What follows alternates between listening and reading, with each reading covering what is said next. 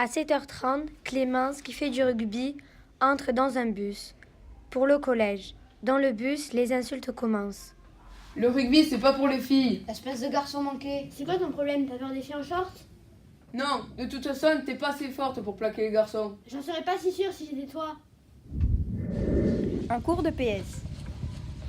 L'appel est terminé. Cette séquence sera faire du rugby, les enfants.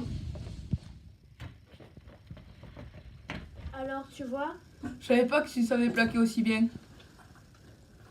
Elle s'appelle Laura, brune à lunettes. Avec sa copine à son bras, elles sont parfaites. Soudain, deux garçons arrivent et crient haut et fort. Elles se tiennent la main. Ils les poussent dans le décor. Un garçon arrive et intervient. Les défend en criant. Pour rien, nous on est pareil, pourquoi elle? Les imbéciles repartent dans la ruelle. Tous contre l'homophobie, soyez pas des abrutis. Voici l'histoire d'Anthony, jeune collégien qui subit des moqueries. Chaque jour, il est plongé dans le tumulte et bercé dans de nombreuses insultes. Je suis petit, j'ai les cheveux roux. Quand je suis au collège, ça va, mais quand je sors, tout va mal. Les troisièmes m'interpellent, m'insultent et me secouent. Je rentre chez moi en colère, je râle. Je m'enferme, je pleure à chaudes larmes. Ma mère dit « C'est quoi ce vacarme ?» Anthony oublie les moqueries et se fait des amis. Tout content, il est fier de ne plus être si différent. Dans une rue froide de centre-ville, un SDF souffrait de faim. Dans la rigueur de l'hiver, il était en péril. Il mendie chaque jour du pain. Vous devriez vous mettre au travail, hein? Tu te prends pour qui, la bourgeoise? J'avais un boulot et un toit. Oui, ça t'étonne, mais j'étais comme toi. Un jour, je me suis fait virer et je ne sais pas quoi faire. Ce fut le début de la descente aux enfers. Pauvre, riche, pas de préjugés. Stop aux discriminations. Un jour en France, un entretien d'embauche. Yacine, bouge-toi, bois rien. T'as un entretien d'embauche aujourd'hui. Oui, j'arrive. Il s'en va, il arrive à l'entretien. Bonjour. Bonjour. Passez-moi votre CV, s'il vous plaît. Merci. Je crois que ça va pas être possible. Mais pourquoi? Mais je n'ai rien à voir avec les terroristes. Oui, mais je ne veux pas de vous ici. Sortez. C'est pas juste, ils m'ont rejeté. C'est de l'islamophobie. Viens, on va porter plainte. L'auteur des faits risque une peine pouvant aller jusqu'à 3 ans de prison et 45 000 € d'amende. Isaac arrive au collège insouciant. La rentrée était sereine, paisible.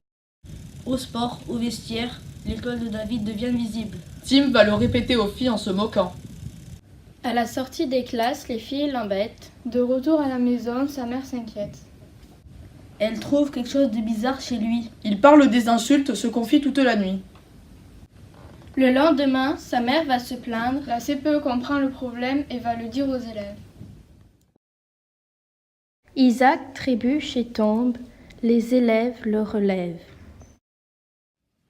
Stop à l'antisémitisme. Chacun ses croyances. Salma a fui son pays en guerre, l'Irak. Attends, je sors du bus. Rose est réfugiée en France. Elle entre au collège. À peine elle franchit le portail que fusent les insultes, les moqueries et pas que sur sa taille. Enfin la sonnerie retentit, Salma monte à sa salle. Et ça recommence. Le professeur ne dit rien. La camarade à côté d'elle la dévisage et lui dit « Je vais t'asseoir là-bas. » Alors Salma y va, toujours rien de la part du professeur.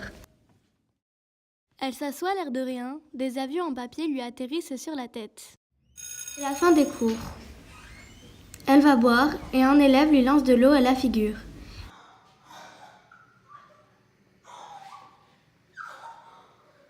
Elle se retrouve mouillée et humiliée. Salma rentre chez elle avec sa famille d'accueil. Elle ne leur dit rien et se réfugie dans sa chambre, seule. Entrez. Bonjour madame. Bonjour, c'est pas grave. Bonjour. Bonjour.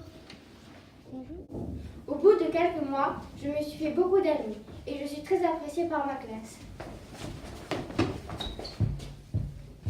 La xénophobie, c'est fini. Les 5e 4 contre les